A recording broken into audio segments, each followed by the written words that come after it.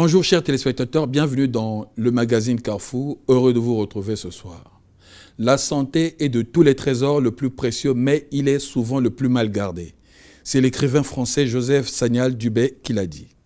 Une fois encore, bonjour. Aujourd'hui, nous allons parler d'une pathologie qui fait souffrir des millions de personnes. Une personne sur deux en souffrira après 50 ans. Environ 30% de la population serait concernée. C'est la crise hémorroïdaire. C'est une pathologie courante, mais il reste encore difficile d'en parler à son médecin. Pourtant, les solutions existent.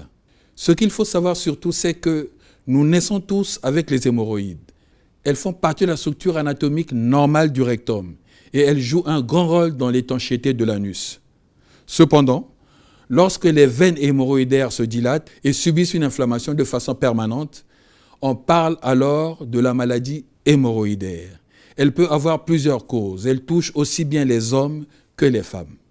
Alors, d'un point de vue médical, que désignent les hémorroïdes? Quelles en sont les causes, les symptômes et les traitements? Existe-t-il plusieurs types d'hémorroïdes? Nous allons le savoir au cours de cette émission. Pour en parler, nous avons invité sur ce plateau le médecin capitaine Benjamin Kokolo. Il est hépato-gastro-entérologue, chef de service médecine à l'hôpital central des armées Pierre Mobengo de Brazzaville. Le responsable, c'est un médecin général, Pascal Libata, chirurgien. Oui. Il est en même temps directeur central des services de santé au niveau des FAC, donc les forces armées congolaises, et de la gendarmerie nationale. C'est ça, hein? Oui, oui. Donc il a double casquette. Oui. Okay, d'accord. Mais on le salue au passage, hein, parce qu'il a beaucoup fait pour que cette émission ait lieu. Voilà, il vous a permis d'être là, donc vous lui transmettrez nos salutations. Merci. Voilà.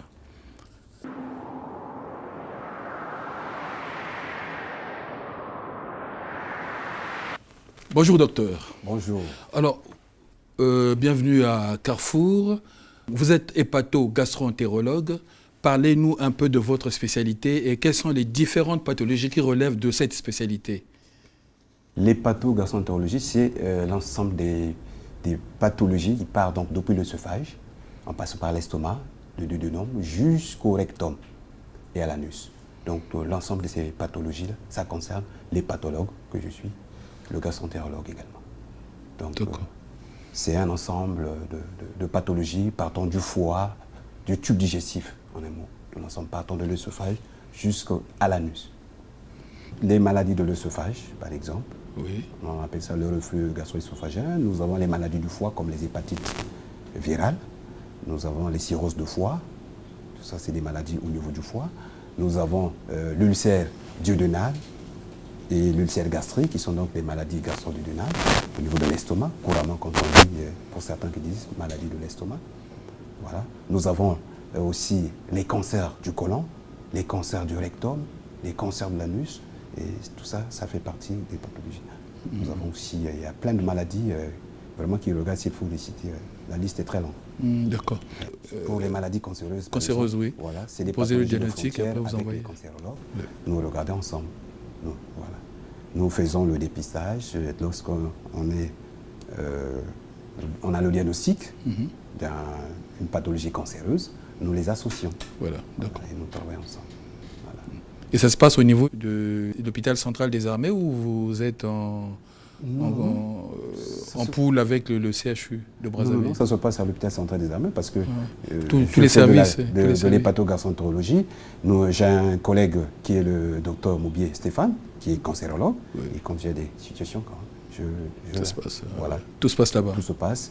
Et en fait, c'est un plateau technique complet avec les chirurgiens, dans le cas où il s'agit d'arriver jusqu'au chirurgien. D'accord. Parce qu'il y a des pathologies opératoires, il faut associer les autres. Dans la première partie de cette émission, nous allons parler essentiellement des hémorroïdes et puis peut-être accessoirement des constipations. La première question, qu'est-ce que c'est que les hémorroïdes? Bon, les hémorroïdes sont des formations normales qui se situent au niveau du canal anal. Et ils jouent un rôle dans le fonctionnement de l'anus. Ils conduisent le sang vers l'anus, permettant un peu l'anus à bien fonctionner. C'est des formations qui sont de naissance et qui, au cours de l'effort ou de l'inflammation, deviennent maladies. Et sinon, ce sont des formations normales du canal anal. C'est ce qu'on appelle le communément hémorroïde. En fait. Voilà. Donc c'est la maladie hémorroïdaire.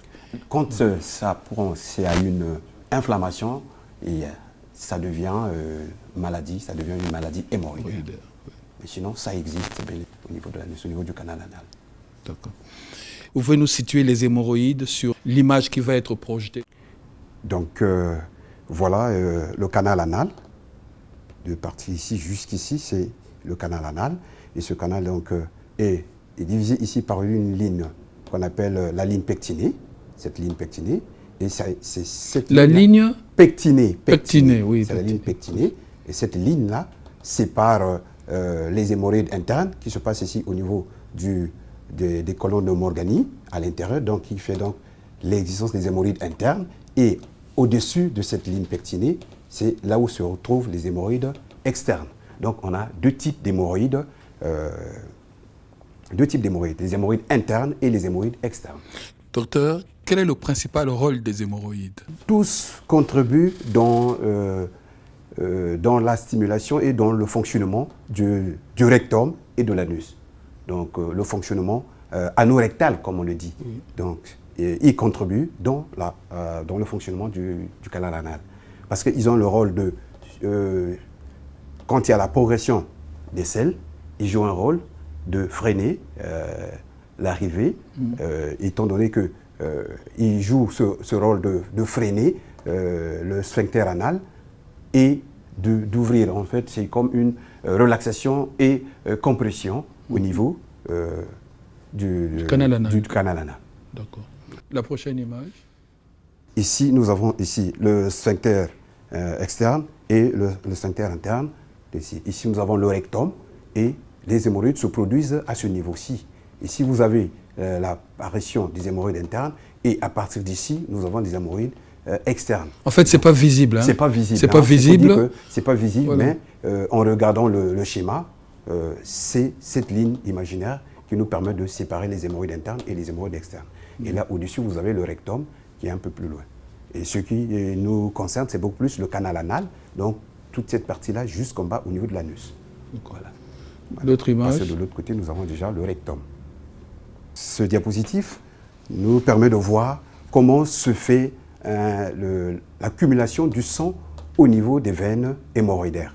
Au niveau des veines hémorroïdaires, vous voyez que ces veines deviennent distendues et contiennent une quantité importante de sang.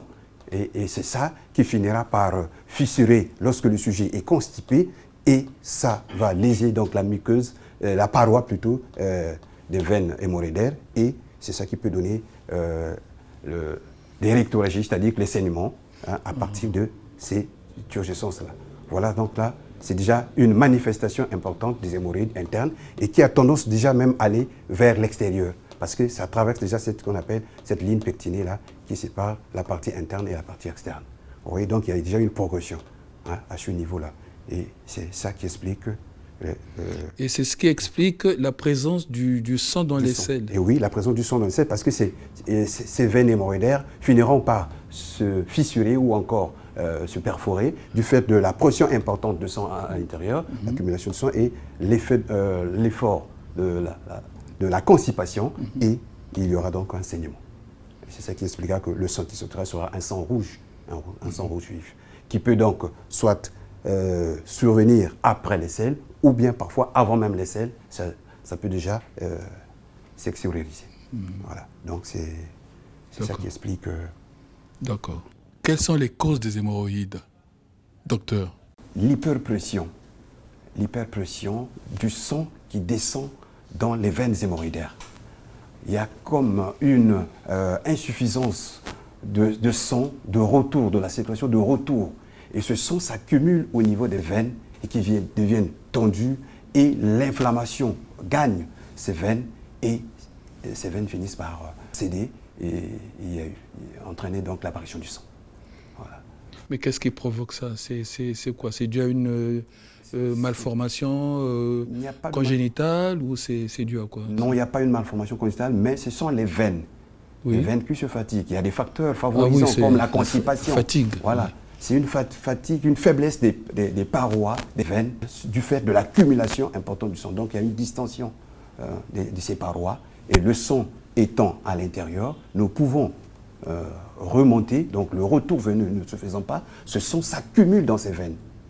Et lors d'une constipation importante, il y a une hyperpression anale et qui agit sur ces veines et qui finissent donc par faire exploser ces veines, et puis le sang s'élimine. Et c'est valable donc pour les deux types d'hémorroïdes alors, internes et externes alors? C'est le même mécanisme. C'est le même mécanisme. Ouais. C'est beaucoup plus ces hémorroïdes qui sont internes qui finissent par se fissurer, et quand il y a un engorgement de sang important, et c'est eux qui finissent par libérer le sang. Voilà. C'est beaucoup plus les hémorroïdes internes. Les hémorroïdes externes, eux, c'est vrai qu'ils peuvent saigner, mais c'est beaucoup plus un peu rare, parce qu'à ce niveau-là, il n'y a plus assez de sang. Voilà. Mais ça provient donc des hémorroïdes internes. C'est là où les veines hémorroïdaires sont remplies suffisamment de sang, et du fait de la faiblesse des parois, de la pression et l'hyperpression de sang à l'intérieur de ces veines, et ils finissent par libérer le sang. D'accord, ok. Les principaux symptômes, c'est quoi? C'est la présence du sang, ou il y a d'autres symptômes qui peuvent alerter le malade? Il y a d'abord le sang, parce que ce qu'on appelle pour les rectorragies. Oui. Ouais, les rectorragies, c'est-à-dire que l'émission du sang en provenance du rectum. Oui. Et ça alerte déjà. Ou encore, quand le patient va se soulager en s'essuyant, il constate que son papier hygiénique est teinté de sang. Ensanglant. Il constate déjà, c'est déjà un signe. Et deuxièmement, il y a la douleur. Et quand il arrive, il y a des moments où il vous dit qu'il a très mal au niveau de l'anus. Donc il a des douleurs. Ça aussi, c'est un signe qui est vraiment important. La douleur au niveau anal, c'est un signe important. Et troisièmement, il y a certains patients qui constatent juste un prurite anal, c'est-à-dire qu'ils se grattent l'anus de façon intermittente, de façon répétée. Donc à tout moment, il constate qu'il a ce grat. Donc ce sont les signes les plus importants. Donc il y a la douleur, il y a le saignement, donc les rectorragies, et il y a aussi le prurite. Ce sont les mêmes signes pour les deux types d'hémorroïdes alors? Quand vous avez un problème au niveau des hémorroïdes internes ou externes, ce sont les mêmes signes? C'est presque les mêmes signes. Les mêmes signes. Ce sont les mêmes signes. Voilà. Ce sont les mêmes signes. L'hémorroïde externe aussi donne la douleur, et ça peut aussi saigner. Et donc, ce sont presque les mêmes signes. Ça peut provoquer des démangeaisons aussi? Des démangeaisons également. D'accord. Ouais. Est-ce qu'il y a des prédispositions héréditaires sur les maladies hémorroïdaires? Bon, à ce que je sache, il n'y a pas une prédisposition. Il n'y a pas une prédisposition, mais c'est comme qui dirait, c'est des facteurs de lutte au niveau de la paroi. Voilà, liés à des phénomènes, à des facteurs de risque, comme la constipation. Vous voyez, c'est des facteurs extérieurs.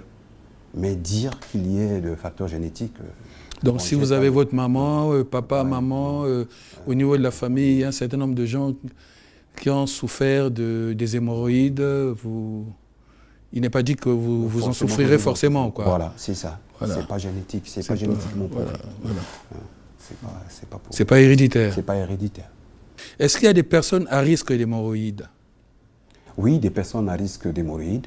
Ce sont ceux qui font la conduite, par exemple. Ce sont ceux qui font les travaux de manutention. C'est-à-dire ceux qui soulèvent des charges. Ah oui. Ouais, parce que ça donne une hyperpression au niveau de l'abdomen, et cette hyperpression, donc l'augmentation de pression dans le ventre, peut agir jusqu'au niveau du rectum là-bas, au niveau de l'anus. Et donc cette hyperpression peut agir également. Parce qu'il y a une pression sanguine aussi. Il y a une pression sanguine qui va à l'effort. Et ensuite, les femmes également, au cours de la grossesse, c'est aussi un facteur de risque. Expliquez-moi un peu pour la femme alors, ça se passe comment pour les femmes?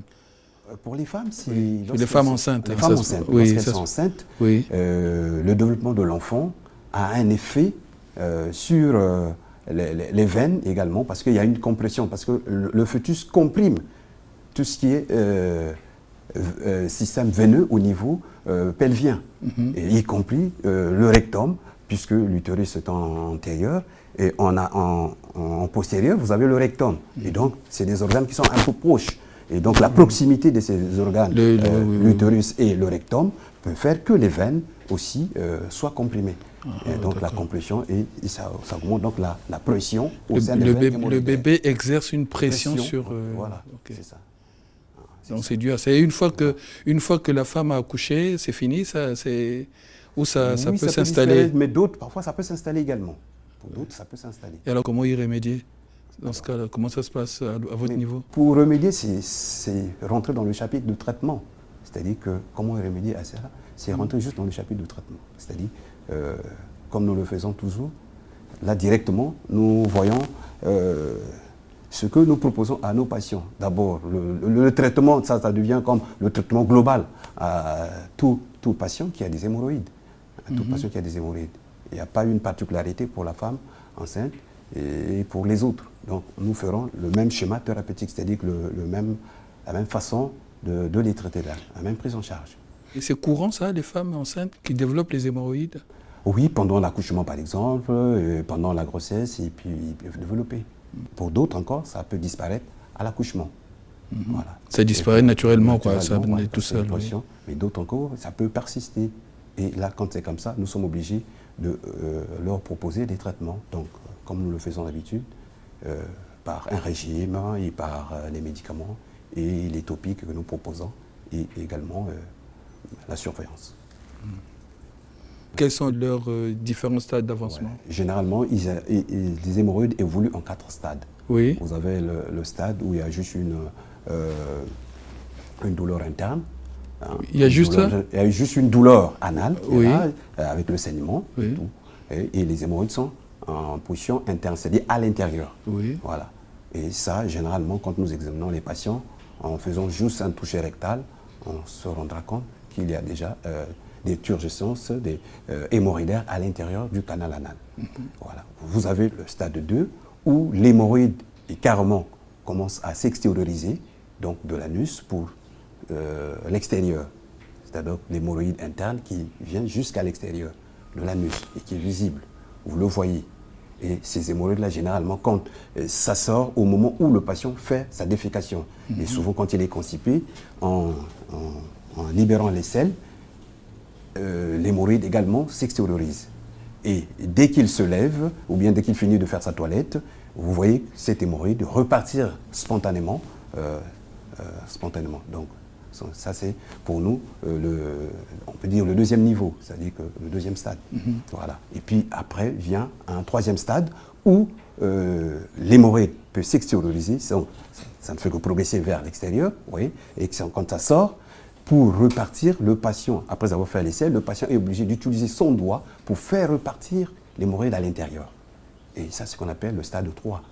Le stade 3, la maladie hémorroïdaire. Et le stade 4... Et c'est grave, docteur? Au fur et à mesure, chaque stade étape, oui. est quand même un peu plus sérieux que l'étape d'avant. Vous voyez. Et quand on arrive au 4e stade, effectivement, l'hémorroïde est complètement dehors, il est prolabé et il ne rentre plus. Il ne rentre plus, ni spontanément ça ne peut plus repartir, ni au doigt ça ne peut plus repartir, et ça reste là dehors. Et vous le voyez en regardant la marge anale, en regardant l'anus, vous voyez un paquet hémorroïdaire qui est à l'extérieur. Et c'est ça qui constitue donc le dernier stade hémorroïdaire. Voilà. Et alors, comment vous procédez en ce moment-là? Quand ça sort et ça rentre plus. Et comment vous procédez? Ça peut même se compliquer de thrombose hémorroïdaire quand ça reste dehors, par exemple. Il y a des cailloux de sang qui peuvent se former à l'extérieur, dans ces grosses veines-là. Et c'est très douloureux, le patient ne peut même plus s'asseoir, ou encore il a une position antalgique, donc il est de côté, et il ne peut pas s'asseoir correctement parce que c'est tellement tuméfique, c'est très douloureux. Très douloureux. Et la solution, c'est quoi, docteur? La solution, c'est que nous demandons d'abord aux patients, parce que le traitement de l'hémorroïde, c'est repartir déjà vers le régime hygiéno-diététique, c'est-à-dire la qualité de vie du patient. Le patient, donc déjà, il faut lutter contre la constipation parce qu'il faut lutter contre les facteurs favorisants, comme j'ai dit, c'est par exemple les sujets à risque qui ont la possibilité de développer les hémorroïdes. Donc, il faut tenir compte de ces facteurs de risque-là. La constipation, par exemple, c'est un facteur de risque important. Il faut d'abord soulager la constipation du sujet. Ça, parce que une fois vous soulagez la constipation du patient, vous le mettez sous régime riches en fibres pour qu'il ne soit pas constipé. Il doit faire ses selles facilement. Il doit se faire hydrater, c'est-à-dire boire suffisamment pour lutter contre sa constipation. Se prendre des légumes, qu'on appelle des fibres alimentaires. Ça, c'est très important pour soulager déjà cette constipation. C'est déjà un premier volet. Le deuxième, c'est regarder au niveau des médicaments. Qu'est-ce que nous pouvons proposer? On a une panoplie des médicaments que nous donnons. Nous avons ce qu'on appelle des vénotoniques. C'est des comprimés. Le patient va les consommer pour essayer de renforcer les parois veineuses, essayer d'arrêter le saignement, essayer de calmer la douleur. Voilà.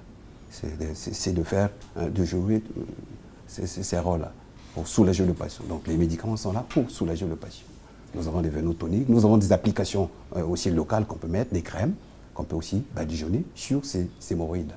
Voilà, on peut badigeonner. Voilà, mais là, nous sommes en train de discuter, mais le patient a toujours ses hémorroïdes d'or, docteur. Oui, parce que là, il souffre cruellement. Alors, qu'est-ce que vous lui proposez? Parce que dans les médias, c'est quoi? C'est-à-dire que dans les médias, on fait comment? Ce sont les médicaments de la douleur qu'on doit lui proposer. Oui. Et donc, il a toujours ses hémorroïdes d'or, là. Vous ne faites rien du tout. Vous ne prévoyez pas une opération chirurgicale, alors? Non, là, c'est complètement extériorisé. Et que ça saigne abondamment, la vue du chirurgien est toujours importante. On ne peut pas dire systématiquement qu'il faut aller réséquer. Mais la vue du chirurgien est importante. Il apprécie l'étendue de la sortie de ces hémorroïdes et il peut en proposer un traitement chirurgical. Et c'est ce qui se fait. Mais il y a aussi, sous l'effet de traitements médicaux, qui peuvent aussi faire repartir les hémorroïdes. Bien que c'est sorti comme ça, sous l'effet d'un régime hygiéno-diététique bien suivi, des médicaments bien pris, je pense que ça peut contribuer, des anti-inflammatoires que nous donnons, des vénotoniques que nous donnons, ça va contribuer à diminuer l'inflammation qui se fait au niveau de l'anus et puis, ça peut repartir normalement. Et ça peut se faire au bout de combien de temps, ça? Grosso modo. Grosso modo, nous prenons, si c'est pour une urgence, au bout de 10 à 15 jours, quand même, ça peut déjà repartir. Parce qu'au moins, minimum, au moins 2 semaines. Minimum 2 semaines. Mais au moins, la douleur, lorsque nous mettons des antalgiques, la douleur peut céder dans les 72 heures déjà. La douleur peut céder, le sang peut déjà s'arrêter aussi. Voilà. Maintenant, la réintégration des hémorroïdes se fera de façon progressive. Doucement, au fur et à mesure. L'œdème va diminuer, la douleur va partir, le saignement va s'arrêter et tout va rentrer progressivement à l'intérieur. Mais il faut voir un médecin, c'est-à-dire qu'on ne fait pas de l'automédication. Non, on ne fait pas de l'automédication. Parce que là, c'est grave, c'est dangereux. Exactement. Oui. Quand on constate ça, il faut voir un médecin. Exactement. On voit le gastro. On voit le gastroentérologue. Oui. Ouais, il faut voir le gastroentérologue. Il arrive souvent que les chirurgiens interviennent Oui. Les chirurgiens interviennent. Ils interviennent souvent quand il y a des saignements importants, la douleur est là. Et malgré le traitement médical bien conduit, généralement les traitements médicaux sont très lents. Et si bien que le chirurgien aussi prend quand même sa réserve avant d'intervenir. Donc il laisse d'abord l'hépatogastroentérologue faire le travail. Et lorsque ça persiste, il est obligé de donner sa contribution. Alors, quel est le traitement idéal contre les hémorroïdes? Le traitement idéal, vous, par expérience? Le traitement idéal, c'est, comme je l'ai dit tantôt, il faut d'abord regarder les règles hygiéno-diététiques, c'est-à-dire son alimentation. Il faut commencer par là. Alors c'est quoi?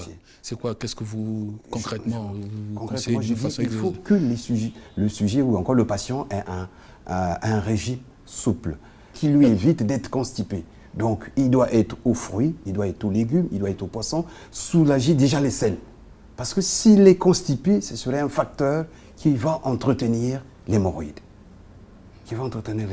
Donc, il doit commencer par là. Il ne va pas courir vite aux médicaments. C'est vrai que les médicaments sont là pour soulager, mais il doit commencer d'abord par le régime hygiéno-diététique, comme on le dit. Donc, éviter les facteurs qui sont responsables, notamment la constipation, je reviens là-dessus, parce que c'est ça qui est vraiment le facteur de risque important. Donc, s'il aménage son régime alimentaire, c'est quelqu'un qui doit boire suffisamment de l'eau, il doit prendre des légumes, il doit prendre des jus de fruits et tout. Tout ça, ça va aider à fluidifier ses selles. Et deuxièmement, il va prendre des médicaments. Vous ne conseillez pas de l'eau, c'est du jus de fruits. Pas beaucoup En fait, d'eau. l'eau fait partie. Oui, c'est de l'eau, c'est plutôt Je l'eau. dis l'eau, Oui. les jus de fruits Oui. et les fruits et en fait des fibres alimentaires. Des fibres, Et puis de ce sont l'alcool, des légumes. l'alcool aussi. Non, pas de l'alcool. Ah, pas d'alcool. Pas d'alcool. Pas de Pas vin, d'alcool. tout ça. Pas de vin, pas d'alcool, parce que pour nous, nous pensons que l'alcool a un effet sur l'hyperpression anale. Ah bon. Voilà. Et il peut prendre ça notre cola. Bon, ça fait partie des aliments qui sont contre-indiqués aussi quand même. Ah bon, mais Il y a donc le vous café, la cola, Mhm. et il y a aussi l'alcool, qui sont des aliments qui sont contre-indiqués. Parce que certaines études disent que boire du café prévient les risques d'apparition de certains cancers.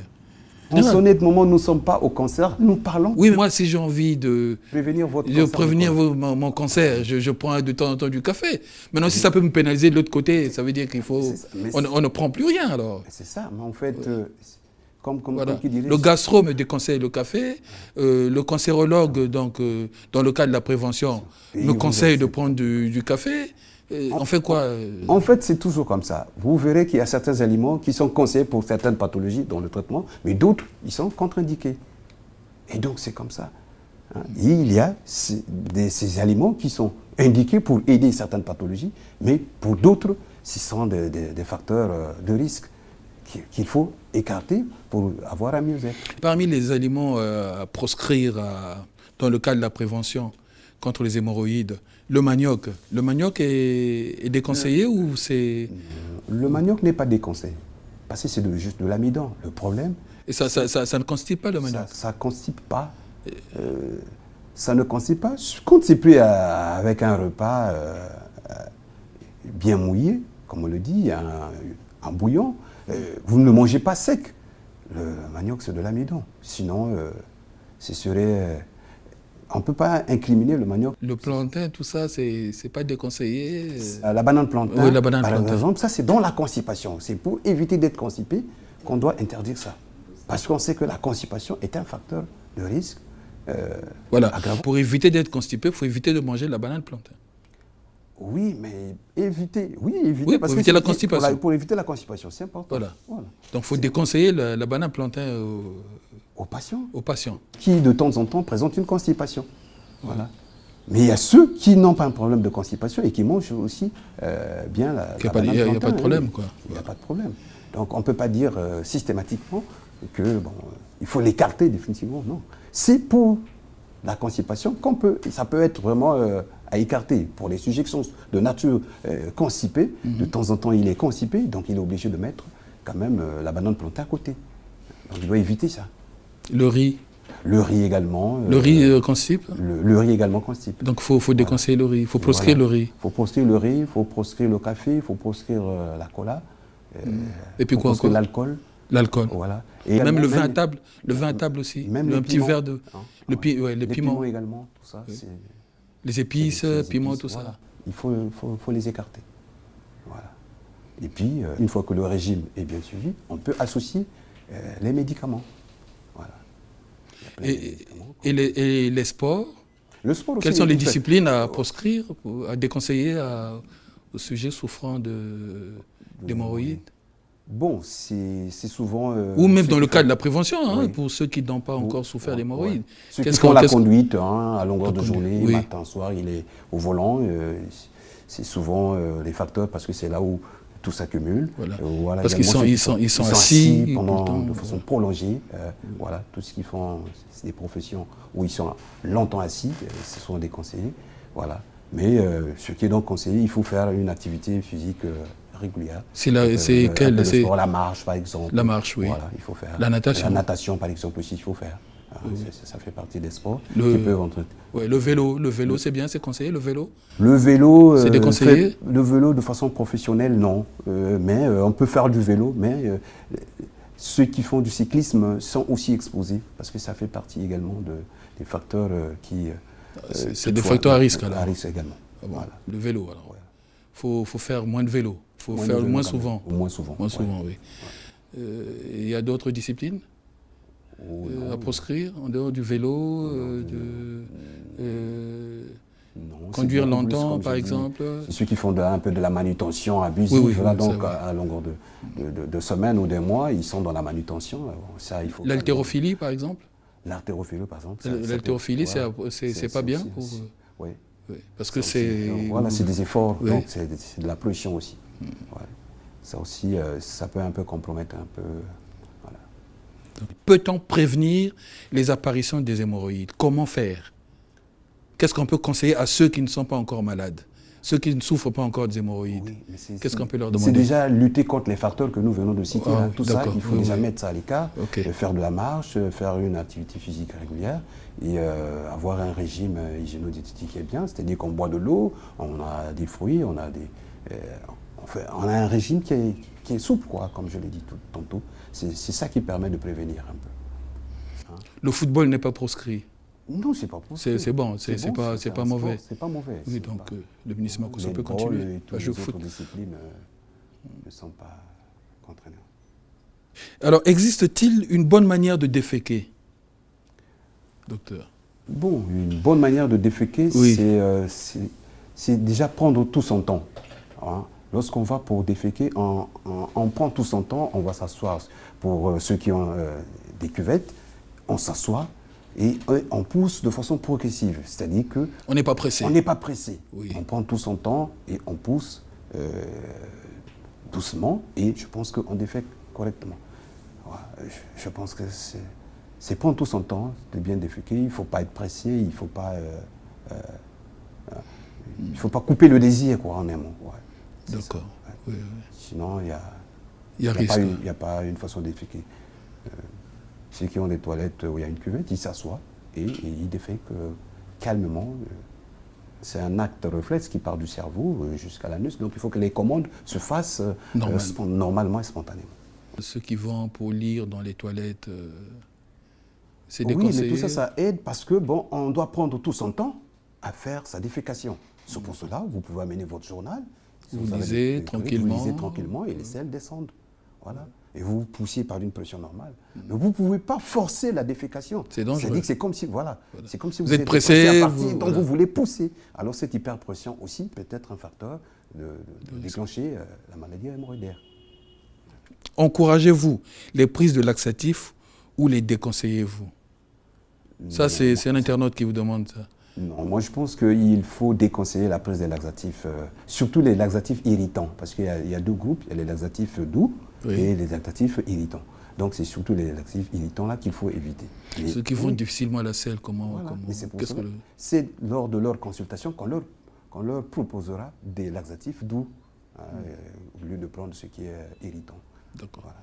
Mais on ne donne pas les noms à l'antenne, il faut qu'ils aillent voir le médecin, qu'ils viennent vous voir. C'est pour ça que vous avez vu que je me suis arrêté là, parce qu'on dit que quand ils ont de tels problèmes, ils doivent venir en consultation. Mais est-ce qu'on vous voit facilement? Oui, vous êtes docteur. Je suis disponible à l'hôpital central des armées, au service de médecine, je fais les consultations externes, et tous ceux qui ont des problèmes d'hémorroïdes peuvent aller voir le docteur Kokolo? Oui, sans problème. Benjamin Kokolo, sans problème? Sans problème. Okay. La consultation est payante là-bas, hein? Bon, on n'y va pas gratuitement. Il faut catégoriser. Nous avons deux groupes de patients. Il y a les militaires et les civils. Les civils, donc dans les civils, il y a des ayants droit également. Donc déjà, quand on prend les militaires, et les gendarmes, les policiers, tout ce monde, ils ont une consultation gratuite. Vraiment, ça a été une aubaine pour le médecin général, le directeur central du service de santé. C'est lui qui a instauré ça alors? Oui, c'est lui. Avant c'était payant? Avant c'était payant. Ah d'accord. Donc il a fait une gratuité à tout le personnel des forces armées congolaises et de la gendarmerie nationale, y compris la police. Donc tout ça, ils ne payent pas. Et faut ajouter leur épouse et les ayants droit. Voilà, et les ayants droit également. Maintenant, pour le reste, il y a une minorité. Pour nous. Il y a une minorité, c'est ceux-là qui doivent quand même payer leur consultation. Enfin, c'est une majorité, hein, parce que les militaires sont minoritaires dans la population. Donc c'est le gros du lot qui paye. Hein. Oui. Le gros, oui. Voilà, ok. Alors, il y a un autre internaute qui vous demande, docteur, la pratique de la sodomie par certains couples favoriserait-elle les maladies hémorroïdaires? Je dirais non, mais c'est des facteurs qui, pour un sujet qui est déjà une maladie hémorroïdaire, ces pratiques peuvent exacerber, peuvent aggraver la pathologie hémorroïdaire, la maladie hémorroïdaire. Ouais. Donc c'est pas très conseillé quand on a souffert des maladies hémorroïdaires. Voilà, c'est pas normal de faire. C'est des facteurs, comme on dirait, des facteurs favorisant encore ou aggravant la maladie hémorroïdaire. Ouais. Donc,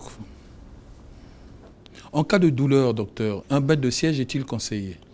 Bon, un bain de siège, souvent, quand les hémorroïdes sont prolabées, donc sorties, oui. Ouais, avec des saignements, c'est souvent bien de faire des bains de siège. Ouais. On met dans une cuvette de l'eau, soit un peu tiède, on peut mettre du daquin ou bien on peut mettre de la bétadine, voilà, diluée à l'intérieur et puis on se nettoie. On se nettoie. On peut se nettoyer matin, soir, selon qu'on est disponible. Voilà. On peut le faire jusqu'à ce qu'on constate qu'il y a une bonne évolution, surtout les hémorroïdes. Et bon, je pense qu'on peut arrêter. Et quand vous parlez de l'hygiène anale, c'est quoi? Ça se traduit comment alors pour... L'hygiène anale, c'est le fait de nettoyer son anus régulièrement lorsqu'on fait des selles. Oui, mais on nettoie généralement régulièrement. Oui. Après avoir fait des selles, surtout quand on a des hémorroïdes externes, c'est bien de faire avec de l'eau, avec un antiseptique ou bien juste de l'eau savonneuse. On lave bien, on essuie, on a sa serviette, on essuie. Voilà. Alors donc, on peut l'utiliser lorsqu'on n'a pas d'hémorroïdes externes. Bon, on peut se contenter du papier hygiénique, on essuie correctement et puis ça passe très bien. Quel est le mode idéal? Quelle est la meilleure manière de faire? C'est avec le papier hygiénique ou c'est faire un bain de siège? Qu'est-ce que vous conseillez aux gens? On ne va pas dire à tout le monde de laver avec, c'est-à-dire de faire des bains ou de laver avec un antiseptique et tout. Non, mais pas forcément antiseptique, avec de l'eau. Lorsqu'on finit de faire ces selles, je pense qu'il est de bon adroit, si vous êtes à la maison, de passer directement prendre votre douche, par exemple. Hein? Et là, vous pouvez en profiter de laver. Donc, il faut laver l'anus. Après avoir fait les selles, il faut laver l'anus. Voilà. Donc ça, c'est l'idéal, ça. Ça, en fait, c'est l'idéal. Voilà. Il faut laver l'anus parce que, surtout pour ceux qui ont des hémorroïdes, il y a des replis autour de l'anus et ça permet bien de décoller les replis là pour bien envoyer la savonnette, une mousse de savon bien pour que ça soit propre. Il y a une question d'internaute, docteur. Le fait de souvent se retenir d'aller à la selle, est-il un facteur déclenchant ou aggravant des hémorroïdes? Non, c'est de loin un facteur déclenchant des hémorroïdes. Hein. Quand il bloque, en fait, étant donné que l'envie de déféquer est là et il bloque, il retarde juste. Autrement dit, il fait augmenter sa pression au niveau de l'anus, donc au niveau anal, et c'est quand même un facteur qui peut entretenir l'hémorroïde. Donc c'est pas bien. C'est pas bien de retenir. Je pense que c'est un besoin quand il arrive. Il faut évacuer ces selles. Il ne faut pas les bloquer. Plus que vous bloquez, vous êtes en train d'augmenter la pression à l'intérieur des veines, au niveau des veines hémorroïdaires, parce que les selles sont là, le rectum est plein. Hein, le rectum est plein, il est en train d'exercer une pression sur les veines hémorroïdaires. Vous voyez que vous êtes en train de majorer la douleur, le saignement et tout ce qui peut arriver comme pathologie hémorroïdaire. D'accord. Il y a un autre internaute qui demande, suite à une fissure très douloureuse, il y a 3 ans que j'ai soigné par acupuncture, j'ai encore des saignements réguliers lors des selles, sans aucune douleur. Est-ce normal ou dois-je de nouveau consulter? Je pense qu'il doit de nouveau consulter parce que quand on a des fissures, la fissure anale, c'est une fissure anale, l'hémorroïde, c'est une hémorroïde. Vous voyez, c'est quand même deux pathologies différentes. Oui. Ouais. Une fissure peut saigner, tout comme l'hémorroïde aussi saigne. Donc, c'est mieux qu'il revienne en consultation pour que le médecin sache ce qu'il faut dire. Pour que vous trouviez une solution. Ouais. Combien de fois doit-on aller aux selles normalement? Dans la journée, dans la semaine? Vous savez que le rythme normal des selles, c'est en fonction de l'organisme de chacun. Non, c'est en fonction de l'alimentation du patient. Il y a ça déjà, et c'est souhaitable que la personne aille à la selle tous les jours, au moins une fois. Une fois par jour, au moins une fois. Par jour, ouais. Au moins une fois par jour. Mais sinon, c'est ce qui est recommandé au moins une fois tous les 2 jours. Il y a un internaute qui vous demande, docteur, il m'arrive d'aller 2 ou 3 fois seulement au sel dans la semaine. Dois-je consulter? Forcément, il doit consulter parce que c'est peu. Parce qu'en fait, il rentre dans la définition de la constipation qui dit moins de 3 selles par semaine. Vous voyez, s'il a 2 fois la semaine, c'est que c'est un sujet qui est de temps en temps constipé. Donc, il ne fait pas régulièrement ses selles. Donc, il doit consulter. Voilà. Sinon, au moins une fois tous les jours, sinon une fois tous les 2 jours, qu'il faut faire ses selles, qu'il faut aller à la selle. Peut-on avoir une fissure anale et des hémorroïdes en même temps? Oui, c'est possible. Et c'est des pathologies différentes. Oui. L'hémorroïde évolue sur les veines hémorroïdaires, la fissure vient sur la muqueuse anale. Mais ça saigne. Ça saigne. Les deux saignent. peuvent saigner aussi. Oui. Voilà. Les 2 peuvent saigner. Et c'est à vous de déterminer le type de saignement. Voilà, par un examen que nous faisons régulièrement, qui est la rectoscopie ou l'anuscopie. La rectosigmoïdoscopie, ça nous permet de regarder les endroits, le lieu du saignement. Voilà. Ça nous permet de préciser le type de saignement également en faisant les 2 examens-là. Alors, opérer des hémorroïdes en avril 2010, j'ai des fuites anales pendant 2 ou 3 heures après chaque selle. Que faire? Quand c'est comme ça, on revient en consultation et déjà, il faut un contrôle parce qu'il faut revoir son chirurgien, parce qu'il a été opéré quand même. Il faut qu'il revoie son chirurgien. Qu'est-ce qui s'est passé pendant l'intervention? Le chirurgien peut expliquer. Est-ce que c'est le sphincter anal qui est devenu atone, c'est-à-dire que très flasque, qui ne retient plus?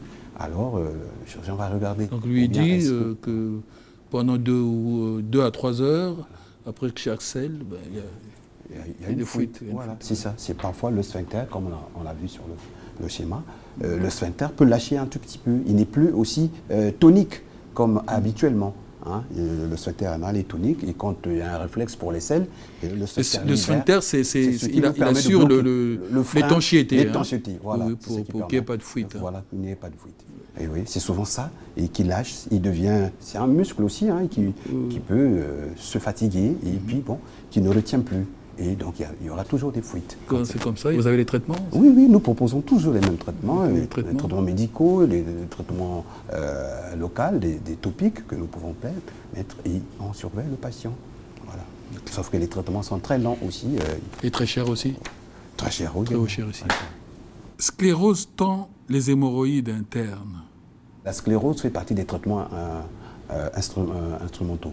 Donc, en dehors des médicaments que nous proposons, des topiques que nous donnons aux patients, nous pouvons passer aussi au traitement à base des instruments, donc au traitement instrumental.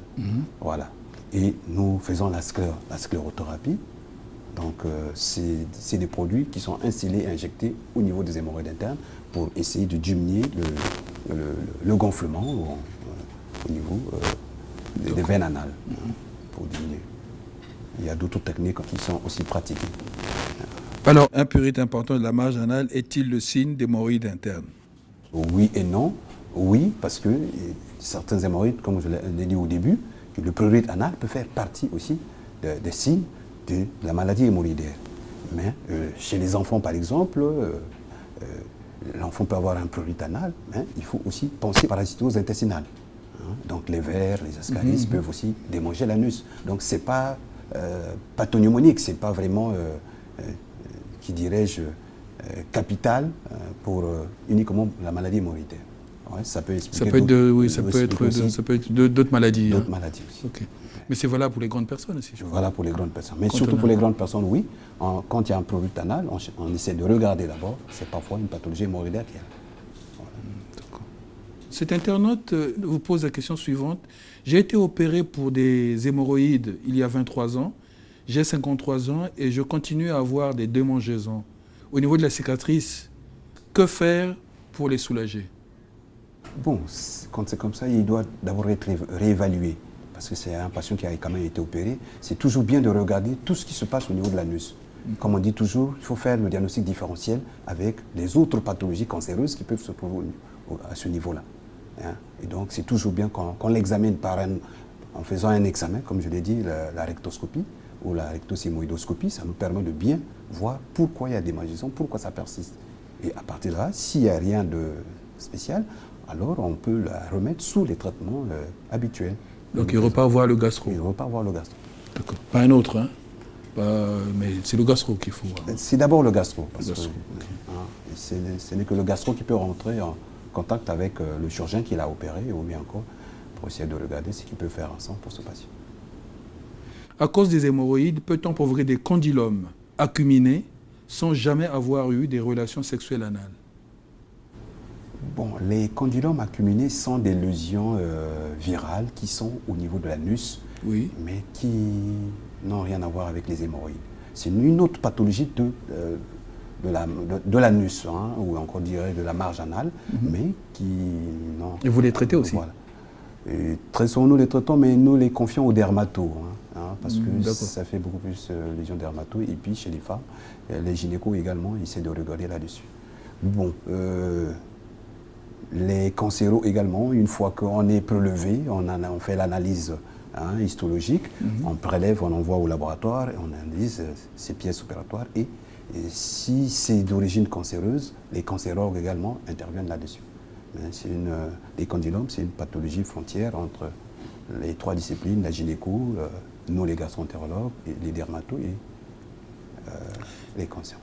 Et votre dernier mot sur les hémorroïdes? Bon, sur les hémorroïdes, il faut dire que toutefois que les patients ressentent les signes d'une douleur anale, un saignement ou encore un prurite, c'est surtout toujours bien de consulter.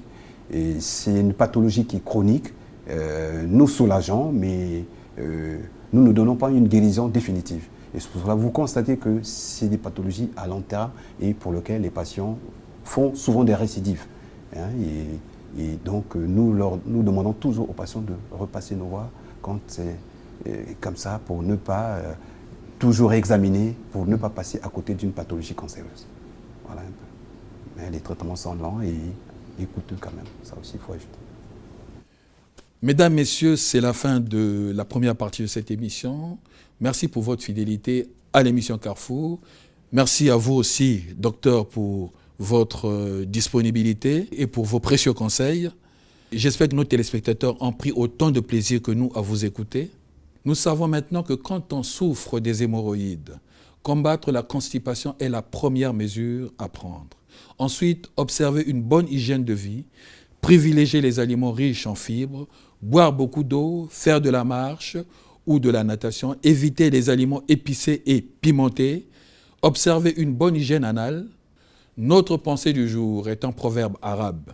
Deux choses ne s'apprécient bien que quand on les a plus, la jeunesse et la santé. Enfin, la deuxième partie de cette émission sera consacrée à la colopathie fonctionnelle, à l'hépatite virale et à la maladie ulcéreuse gastro-duodénale. D'ici là, prenez bien soin de vous, car votre santé est votre bien le plus précieux. Au revoir, à la semaine prochaine, si vous le voulez bien.